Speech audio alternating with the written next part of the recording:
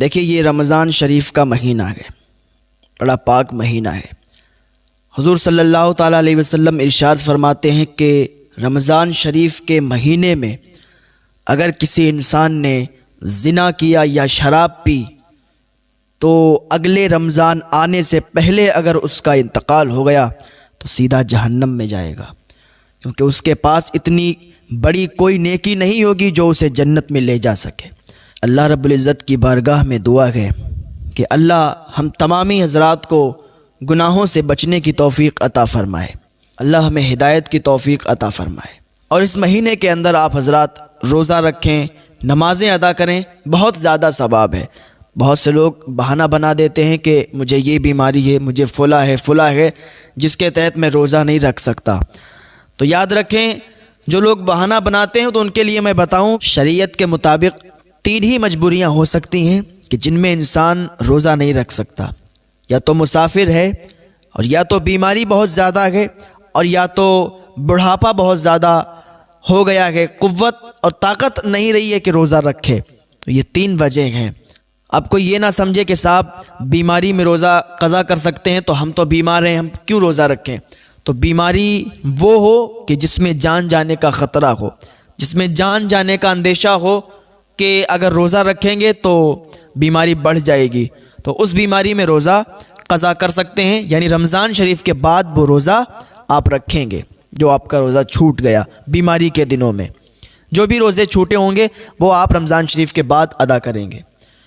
ہاں مسافر ہیں آپ نے سفر کا ارادہ کیا ہے، آپ جا رہے ہیں، تو ان دنوں میں بھی آپ روزے قضا کر سکتے ہیں۔ جتنے دن آپ سفر کریں گے، مسافر رہیں گے، اتنے دن کے آپ روزہ قضا کریں گے۔ تو پھر عمر بہت زیادہ ہو چکی ہے، بوڑھے ہو چکے ہیں، اور یہ خطرہ ہے کہ اگر روزہ رکھیں گے پریشانی آ جائے گی، دقت پریشانی آ جائے گی، تو اس حالت میں فدیہ دے سکتے ہیں۔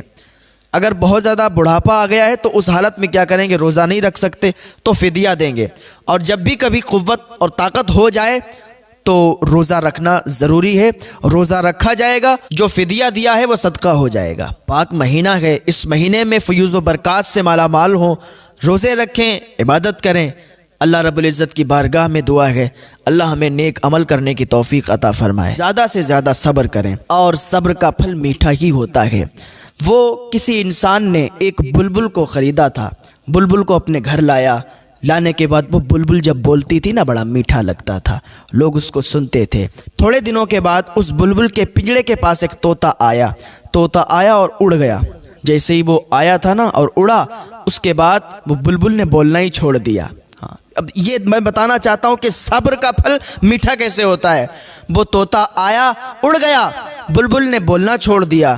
اب جب بولنا چھوڑ دیا تو وہ پریشان ہو گیا، یار ہماری بلبل ابھی تک تو بولتی تھی، اب کیوں نہیں بولتی ہے؟ انسان حضرت سلیمان علیہ السلام کے پاس گیا۔ حضرت سلیمان علیہ السلام کا زمانہ چل رہا تھا۔ حضرت سلیمان علیہ السلام کے پاس گیا، کہا حضور ہماری بلبل ابھی تک بڑا اچھا بولتی تھی، بڑا میٹھا بولتی تھی، بڑا اچھا لگتا تھا، اب وہ بولنا ہی بند کر دیا۔ ایک طوطا آیا ایک دن، وہ بیٹھا پنجرے کے پاس میں اور اڑ گیا، اس دن سے میری بلبل نے بولنا بند کر دیا۔ حضرت سلیمان علیہ السلام تو اللہ کے نبی ہیں، آئے اس بلبل کے پاس، کیونکہ آپ پرندوں سے بھی باتیں کیا کرتے تھے، آپ نے ہر چیز پر حکومت کی۔ آپ اس بلبل کے پاس آئے، آنے کے بعد آپ نے آپس میں باتیں کی، تو بلبل نے کہا، وہ طوطا جو آیا تھا نا اس نے یہ بتایا کہ تم صبر سے کام لو، تمہیں یہ پنجرے کے اندر اس لیے قید کیا ہے کہ تم بول رہی ہو، تم بولتی ہو، اور تمہاری بولی انہیں میٹھی لگتی ہے۔ تم تو یہ کہتی ہو کہ مجھے پنجرے سے آزاد کر دو، مجھے جنگلوں میں چھوڑ دو، مجھے اڑا دو، تم تو یہ کہتی ہو، لیکن ان کے سمجھ میں کچھ اور آتا ہے، اور انہیں تمہاری آواز میٹھی لگتی ہے۔ تو اس سے بہتر ہے کہ تم صبر کرو اور صبر سے کام لو۔ جب تم صبر کرو گی تو یہ لوگ تمہیں خود آزاد کر دیں گے۔